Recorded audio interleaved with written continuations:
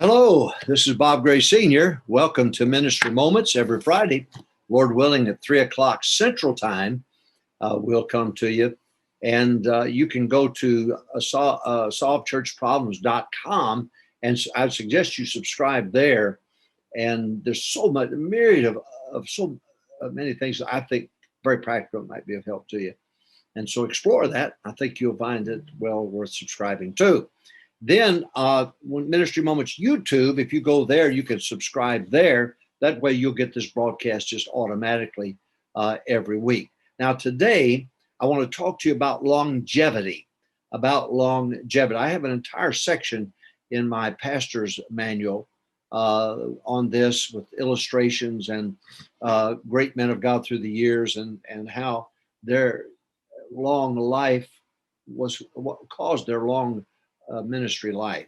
And so I think that would be well worth you getting. It's in reprint right now. We've sold out so many of our books, but BereanPublications.com, go there because you can order our books there. Dr. Greg Neal and Emmanuel Baptist Church has that great ministry of Berean Publications, and you ought to take advantage of not just my books, but I'm talking about old-fashioned authors, and they're not compromisers at all, independent fundamental Baptists, and so you can go there. All right. Now, today, I want to talk to you about longevity. I'm in my 49th year, just started my 49th year of ministry. Mrs. Gray and I celebrate soon here our by the time this is broadcast, we've already done it, but 56 years of marriage. And we have 4 children, 2 boys are pastors doing great jobs. And we have 10 grandchildren and 10 great grandchildren. Olivia is our latest, given by Megan, her dear husband. And so we're excited about that. Olivia looks just exactly like Megan when Megan was a baby. But anyway, longevity is very, very important. Present generations that ignore past generations do not have a future generation. It's just not going to work. You can't reinvent fundamentalism for every generation. You can rediscover what has been handed to us, and I think that's very important to do. So very practical today, but I want to talk to you about longevity. John Rawlins said at my place one time, he said, I'm just going to finish out of pure stubbornness. He said, I want to finish. And he did. He was so much fun. I love John Rawlins. Now, towards the end there, I couldn't have him preach for me because of his association with Jerry Falwell's direction. But anyway, different. That shut you off. That stopped you from listening right there, didn't it? But every time I would go to Cincinnati, especially my good friend Daryl Cox and I would go to Cincinnati, we would go see John Rawlins. And the last time we were there, I called him and said, can we come by and see you? And he said, no. He said, I'm not feeling well in his 90s. And I said, well, I hope you'll be okay. I'll be fine. Hey, did you hear my wife died? I said, yes, Brother Rawlins, I did. He said, it's okay. I'm married again. And it's the 90s. And I said, you did? And here's what he said. Yeah, I married for money this time. That's what I did. And he did. Come find out he married an old baroness out of Fort Worth, bless his heart. But John Rawlins, I love John Rawlins' tenacity. I loved it. He was a little wild. Not me, though. I've never been that way. But anyway, all those great men had longevity. They were in it for the long haul, not the short haul. So let me give you some thoughts here to kind of help you to see the importance of this longevity idea. Number one, time is an event. This is very important. Time is an event. It's not seconds, it's not minutes, it's not hours, it's not days, it's not months, it's not years. Time is an event. It is not the preaching hour. It's the preaching event. It's not the Sunday school hour. It's a Sunday school event. This is not just a Sunday night service. This is a Sunday night event. Every event stands on its own. One thing that I learned from Dr. Hiles was to appreciate every moment that you have in the ministry, every Sunday school hour, every preaching hour. Enjoy the event because that's what it is. We're putting, I call it putting one more brick of truth on the wall of life. And so each time it's carefully constructed and put together. I have a great big sheet that I have everything throughout the entire 1 week, 52 weeks, but on a different line. I could tell you the Sundays from the very first day I started pastoring in 1976. I could tell you every Sunday school lesson I taught. I could tell you every Sunday morning message I preached. I could tell you every Sunday night, every Wednesday night Bible study. I could tell you the offerings. I could tell you what the Sunday school attendance was, Sunday night attendance was, Wednesday. I could tell you what the bus ministry when we got it going, how many came out, everything. I even had the weather on there, a place for deacons meetings and weddings and funerals on there. Now, I want you to understand that time is an event. I just killed a fly. I just been trying to get that rascal all morning, but I got him, buddy. He should have never come back. But yeah, right there. Okay, you got it? All right. So now, time is an event. Number 2, events create experience of do's and don'ts. Listen carefully. Events create experiences of do's and don'ts. Every time you make a decision, there is an effect. Every time you do something, there is an effect. Now, if you don't pay attention to these events, then you will not gain experience. And a man can live 75 years not gain any experience. Brother Hiles was what a marvelous man of God he was, and what a marvelous Christian he was too, regardless of what his enemies say. I know him, know his family, know him well. Now, I'm just saying to you, and this is very, very important, that Brother Hiles was able to gain experience because the event meant much to him. It wasn't just another Sunday. It wasn't. It wasn't just another Wednesday. It wasn't. And because he had that mental capacity, and he did it on purpose, he could capture, okay, he had a little bit of Dr. Rice in him. He had a little bit of Dr. Malone in him, a little bit of Lester Roloff, Bill Rice. Sometimes he would come back and on a Wednesday night, and we'd say he's been with Dr. Rice. Because it came out. He got the great men I've known, a book that he's written. You ought to get it. Go to BereanPublications.com and get it. But he had the tremendous ability to bring out the best of all of the great men that he ran with. He was never negative about them. He brought out the best and incorporated it in his life and ministry. What a great truth. Now I'm talking about longevity now. I'm talking about you being around in your 70s and your 80s. I'm talking about you being effective for the cause of Christ. Number 1, time is an event. Number 2, events create experiences of do's and don'ts. He would say about pastor school, I'll tell you what worked and what didn't work. That's where pastor school came from. Number 3, remind yourself there are 2 works being done. We're talking about longevity now. Remind yourself there are 2 works being done. The work the people are doing on you and the work you're doing on the people. Pastor said to me one time, and has often said to me, well, Brother Gray, I hope you'll help me find a place to go to. I've done, my work is finished here. And I would always say the same thing. Look, your work may be finished, but their work on you may not be, and you may be running from that.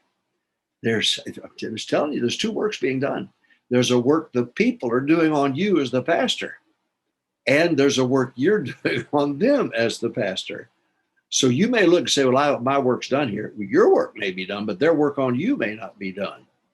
So it's very important to understand that you've got to remind yourself there are 2 works being done. So stay so that the work can be completed or perfected. You got it? All right.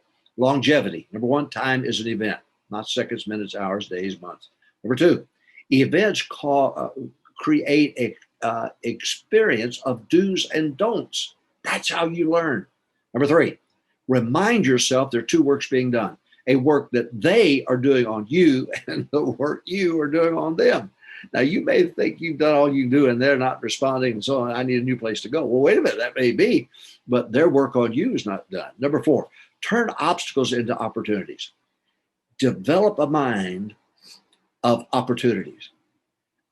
Turn obstacles into opportunities. I was talking to a pastor this week, and he was talking about a holiday, Sunday.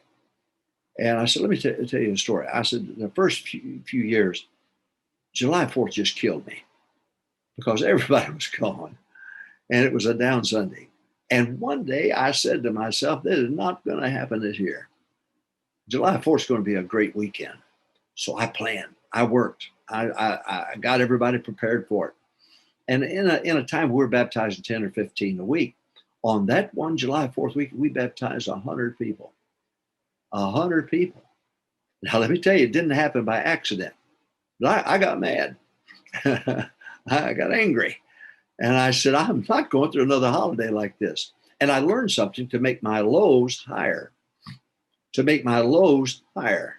That'll take care of the average and take care of even the big days, but make my lows higher.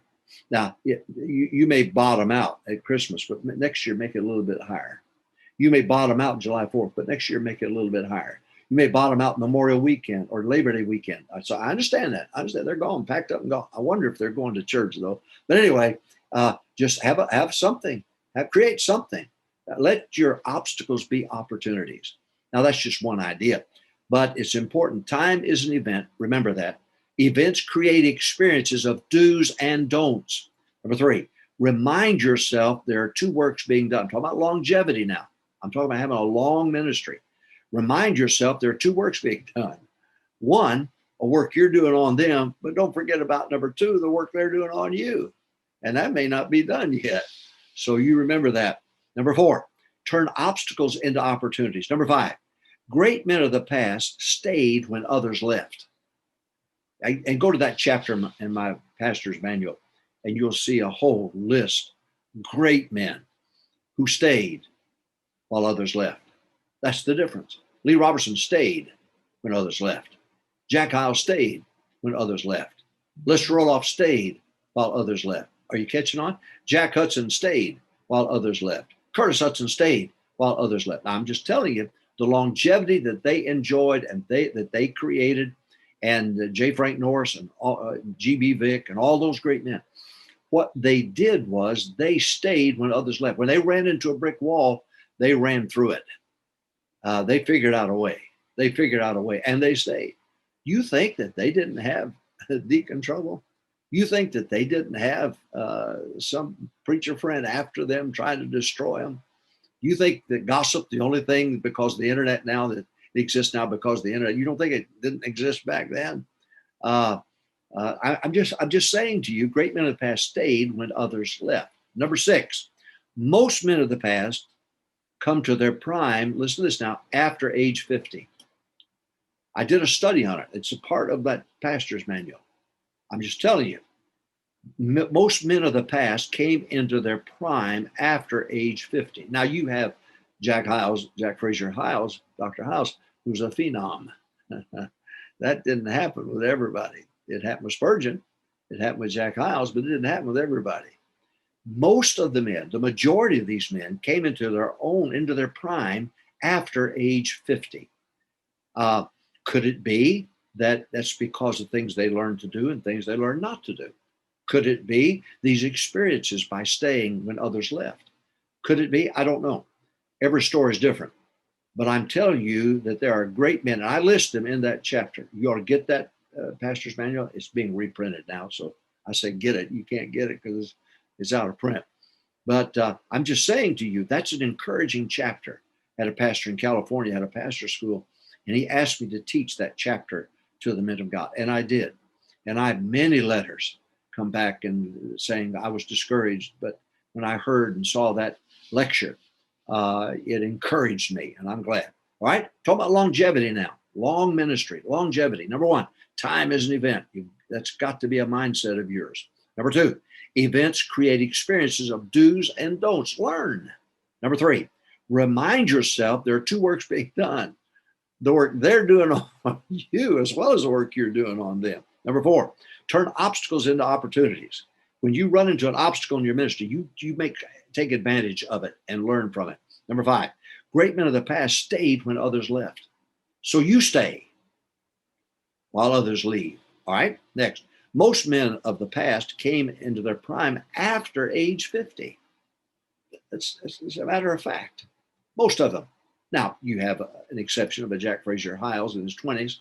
You have an exception of Spurgeon and probably others that I failed to name here. But I'm just saying but most of the men that I listed in that chapter didn't come into their prime until after age 50. Bob Jones moved to Bob Jones University after he was in his 60s. If you could imagine that. Just an example. I'm not endorsing Bob Jones University, so don't write me, don't email me. I don't want to hear from you. Number 7, I'm talking about longevity. Those with longevity followed men with longevity. Let me say it again. Those with longevity followed men, made heroes out of men with longevity. Let me say it again. Those with longevity followed men with longevity. It inspired them. It inspires me to think Dr. Rice preaching till his 80s, to realize Dr. Russell Anderson 90 and still a soul winner, still a soul winner. I'm just saying to you that those with longevity followed men with longevity. If you're given to change, or you know someone's given to change, don't meddle with them, the Bible says. Don't do it. Don't do it. Run from them. But you hitch your wagon to people who stayed for decades. You hitch your wagon to those who've said, this is me. This is who I am. And that way you'll have longevity too. You can have a lot of years but not be full of life. Did you get that? You could live a lot of years but not be full of life. I want to be full of life. Everything that I've done in my ministry for 49 years, I've tried to make sure I've adored and admired everything God did. Everything. That way I can enjoy it over and over again. Instead of thinking about the negatives of it, I can think about the positives of it. Well, I hope this helped you. This is Ministry Moments. Go to Ministry Moments YouTube and subscribe now. Subscribe. This way you'll get this every week, 3 o'clock. Very short. It's not long, but it's, I think, very poignant. I think pointed and very helpful. Brother Roloff said to me one time in my office, he said, you know what the people need, Brother Gray? I said, what's that, Brother Roloff? They need porcupine preaching. I said, what's that? He said, that's where the people get the point. And he's right. But they're not going to get it if you run every time a deacon raises. You know, they're the same. That church you ran from a while ago, you still got that same, different name, but you still got the same battle in this church. That heifer, whoops, I said I'd never say that again. That long-tongued woman in that I can't delete this out, can I?